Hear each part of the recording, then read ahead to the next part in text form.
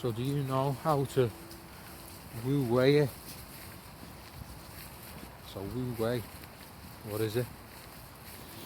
So it's a Chinese expression, obviously translated to English, and it's a way of interacting with the world, a way of living in the world, which is one that creates more ease. That's assuming, of course, where one of our aims in life is to have as little unnecessary suffering as possible, to do things in the right way, to at least feel like we're doing the right thing. So let's assume we're all doing that. Some people maybe not, but let's assume it. So if that's what we're trying to do, then to Wu Wei it is really, it's a way of describing how to live in accordance with how things are. Because sometimes people say it's like non-action. It's a way of non-action, or a way of not imposing the self on the natural order of things. So it's like flowing with things and living harmoniously with things. So some people say, well, that negates action. Exerting the will, exerting your individual will onto the world, which is what humans do. We have a will separate to nature, and we exert that.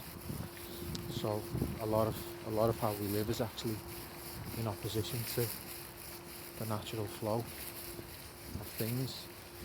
So some people think it means that, but it's not.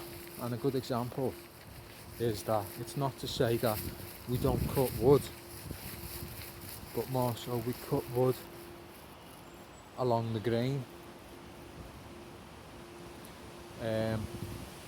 The easiest way, the way that it flows, the way that it invites you to cut, rather than choosing the difficult way.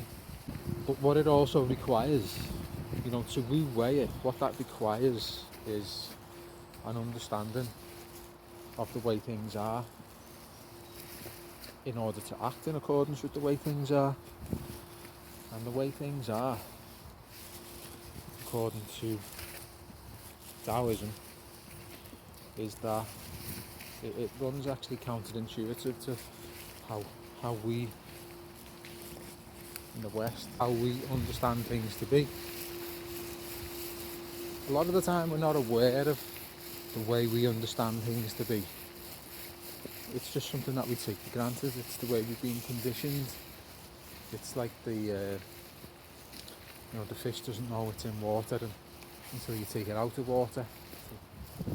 And it's the same with our conditioning, with how we view the world that we live in.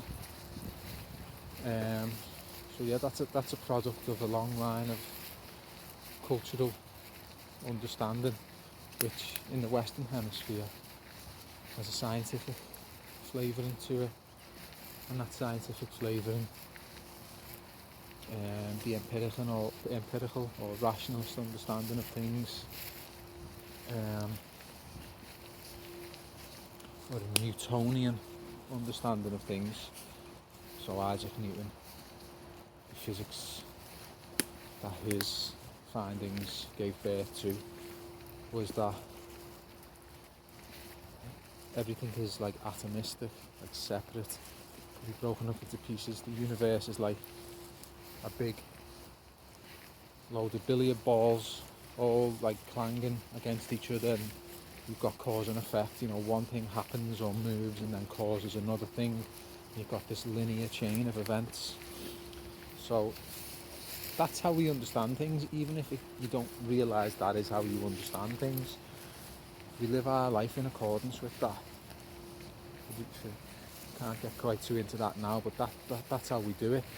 But in Taoism, the Chinese way of understanding things, and lots of the other Eastern traditions, it's not linear. It's not one thing happens and causes another. Things have a mutual dependence on each other, so you have loads of things happening and acting all at once, that are all related to each other and reliant on each other, like flowers and bees. One wouldn't be there without the other, so even though they're separate things, they rely on each other for their existence. And it's like that for everything. Everything relies on everything else for its own existence, and it's all, so the universe itself is one big organism. So you have to understand that, really, or give that some credit in order to start Wu Weiing it.